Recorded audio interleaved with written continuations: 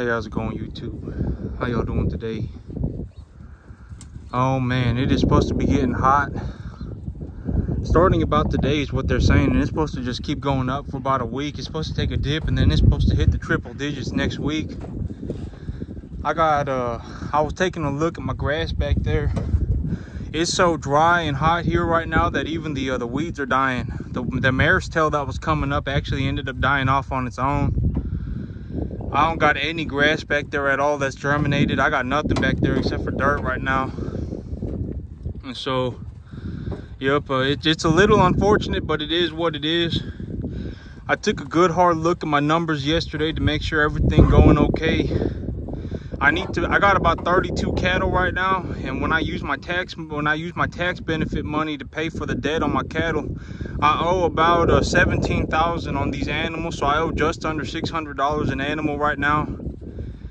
And I'll be starting to take animals to market next week. And this is one of the animals that's going to market next week, or I guess this weekend. But yep, but I'm doing good right now. My financials are doing very good. Up until this moment in time, I was doing very, very, very well in terms of cost of gains. So yep, it's good. These animals, they looking good. I took a look at this animal. I know that she got 2 ribs sticking out right there. But this animal, she just kind of she's just a little bit well, I don't know. She's always just kind of been a little bit bony her whole life. But this animal, maybe if she goes to a feed yard and they feed her real hard, because she's also real tall for a heifer. She's one of my tallest animals, and she's a heifer.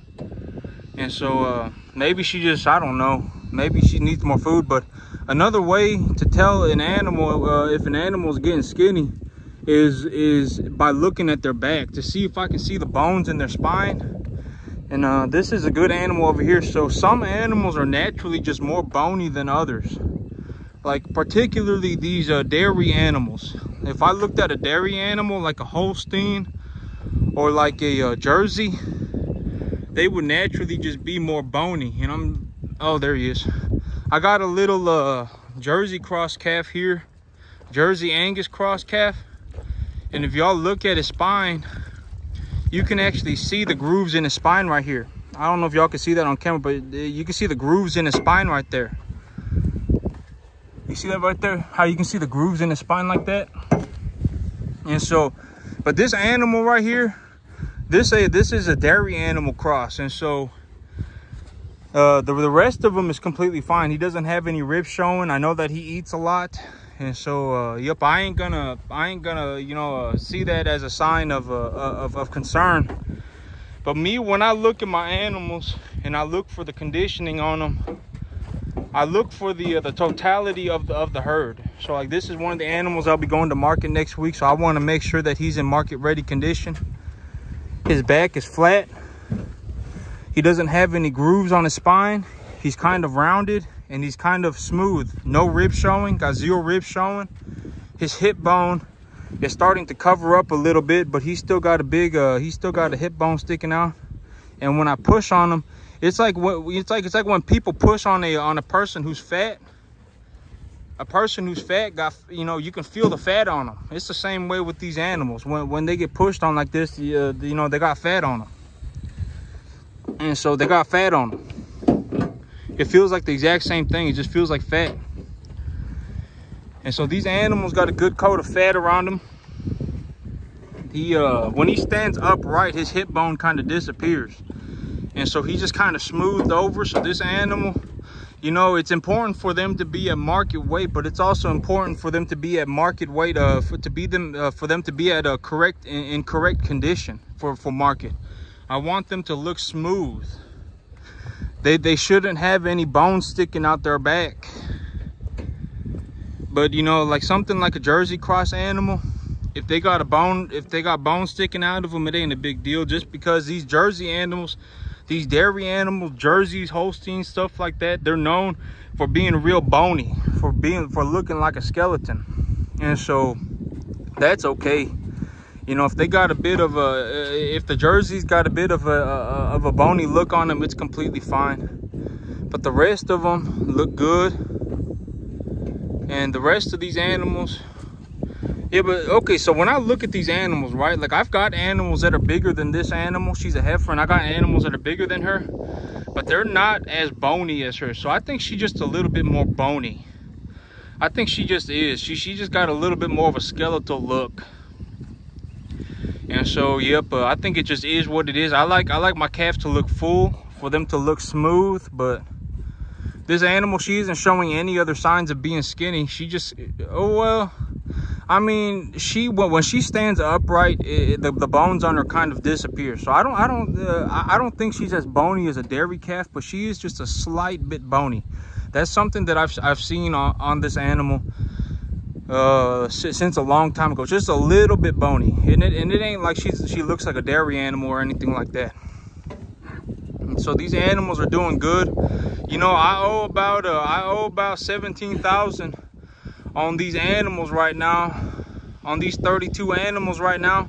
But for that 17,000, I also got about 7.5 tons of feed sitting in storage. So I still got 7.5 tons of feed that I need to feed these animals.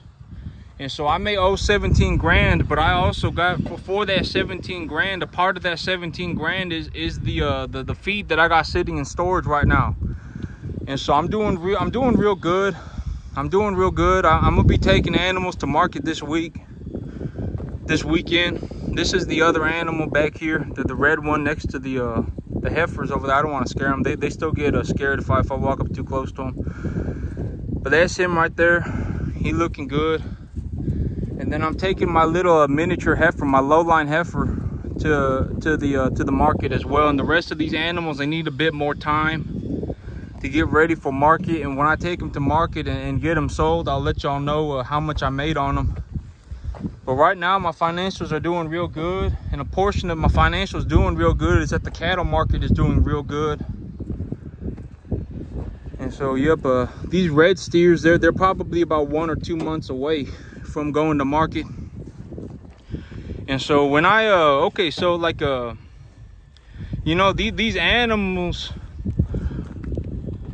I really want to be growing their frame. That's my whole thing. Okay, so these animals, it ain't, to me personally, when I pencil out the numbers, it ain't really that good of an investment to get real fat calves. It's better to get them fat when they're yearlings, in my belief, because if they got a 7-8 body condition at a 6 weight, 7 weight, I mean, a lot of that fat is just going to be trimmed off the animal when they go to the processor.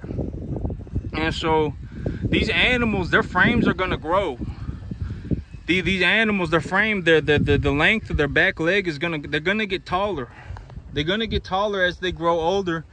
And usually the animals will grow the most in the first 14 to 15 months of their life. And so by about 5 months old, or by about 15 months old, these animals are going to be about 4.5 feet tall, from my understanding, about 4.5 feet tall at about 14 months old. And so, you know, but the height of the animal is another way to know. Like if someone got an 8-weight animal, and they saying that the animal is only 8 months old, and that animal is 5 foot tall, that person is a liar. They lying. If that animal is 4.5 feet tall, and they say that the animal's 7 months old and that animal's 700 pounds, they a liar. They're lying. There's no way. An animal that is 5 foot tall at 15 months old is a monstrous animal. That animal is extremely tall. And so, you know, the height of the animal, knowing about how tall an animal should be at what age, is also a good way to know about the age of the animal, about a rough estimate of the age of the animal. Another way is to look at their teeth. But yep, I mean, yeah, that's one thing, is that if someone is like, oh my, look at my 7-weight animal, look at my 700-pound animal. This animal is 7 months old, it's 700 pounds, and that animal is 4 foot 8 inches tall. That person is lying. You know, the chance of that animal getting to that size at that age is almost zero. I mean, it's gonna have to be, you know, like when someone when when somebody is real tall, like real tall, that's essentially what that is. I mean, very rarely does that happen. And so, you know, if an animal is 5 foot tall, at 14, 15 months old, that animal is huge. So at 14 months old, 5 foot tall, that is a huge animal. And I've got one animal here that is an extremely tall animal. This one right here, this guy right here, is I call him Bison, but he's my beef master. He got a brown coat on him with the white face, him right there. But this is what a real tall animal looks like. You know, you see how tall he is, and he looks good. He's smooth, and he looks good to go. But this is a real tall animal. And so, you know, and this animal right here, he's gonna be about 12, 13 months old. And so this is what an animal that's real tall looks like. And he probably man, when I stand up next to him, he probably about 4'8", 4'7", something like that. When I stand up next to him, yeah, because I'm 6 foot tall, and he up to my solar plexus. Actually, he about, yeah, right up to my solar plexus. So right up to about the middle of my chest. So I mean, he probably about 1.5 foot shorter than me, and he probably about a year old. And this is a real tall animal. And so, yep, I mean, yep, these animals, in my personal belief, it ain't really that good of an idea to get them real fat before they get real tall. It's better to just grow their frame until they're about 15 months old, and then feed them real hard when they stop growing taller, and then feed them real hard to fatten them up for about 6 months, and then at that 2 to 2.5 year mark or so, take them to the processor.